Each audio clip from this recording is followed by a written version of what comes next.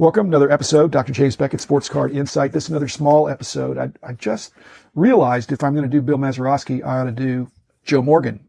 I've done a couple of these tandem Hall of Fame situations, and did Walter Alston with Sparky Anderson, and did Luke Appling with Louis Aparicio. Again, so alliterative in one sense, but Mazeroski and Morgan, they're about almost 10 years apart. Neither one considered major Hall of Famers, but Joe Morgan, arguably more deserving than Bill Mazeroski of having a greater sustained career. He won 2 MVPs. Mazeroski certainly never did that, but winning back-to-back MVPs, you'd think that would be an automatic ticket, that you were the best in your league 2 years in a row. But Dale Murphy fans know that isn't enough. Roger Maris fans know that apparently that's not enough. As I mentioned in the Mazeroski episode, if you have a concept of the Hall of Fame that's extremely elite and does not involve, it only involves players that were not only outstanding and at the top, but did that for a long time. On the other hand, you had Sandy Koufax that wasn't longevity as much as excellence for a number of years. And so Dale Murphy and Roger Maris in a larger concept Hall of Fame, I could see them being in there. Joe Morgan, no question, a big part of the Big Red Machine, not to be confused with the other Joe Morgan that had cards that was more of a coach or manager back in the, 60s and 70s as well. Started out with the Astros, so his rookie cards in 65, it's he shares it with another guy. The card I think is interesting, and I've mentioned this with Rich, is that he's not only got the Topps rookie card in 65, but he's got a 65 OPG, and that's way tougher. That was the first year of OPG doing a separate version, very, very similar to Topps, but noticeable more back differences. But and then he had some Astros team issue kinds of things that again I think are extremely collectible. But anyway, he was Bill James has said that he thinks that Joe Morgan was the best second baseman in history.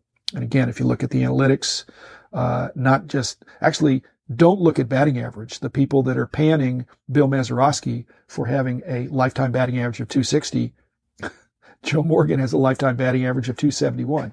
On the other hand, drew a lot of walks, a lot of steals, and still an excellent, a lot of Gold Gloves. So a really all-around player, again, deserving of being in the Hall of Fame. One of the other connections, it's not a sports card insight, but he was kind of famous for coming up to the plate and doing this kind of, as a left-handed batter, kind of having a left arm and elbow flap where he would kind of, tuck his left elbow in to make sure it doesn't flop around or get out, which is a power drain. And I've actually done that in golf because I'm a lefty golfer now, and just to kind of keep your elbow in.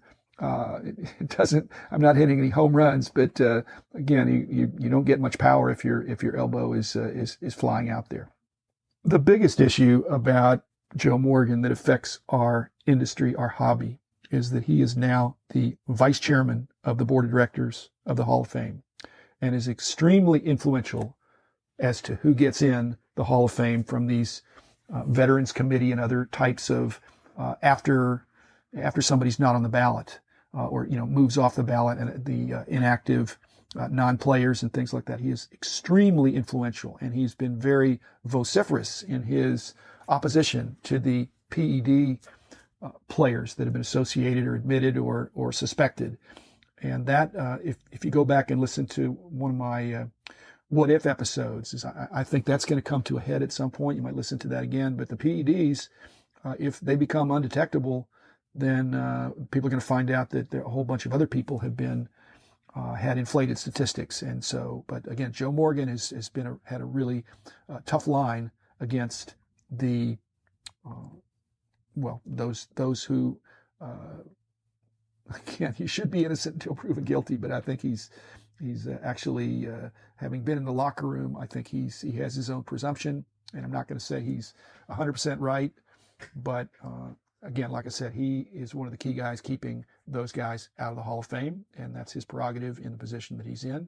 But if he wasn't in that position, again, you might wish you'd stocked up on some of these players that that won, that were the best in the league, and perhaps not the only one using the PED. So again, thanks. Have a good weekend, and I will see you again tomorrow with, I guess Monday with another episode.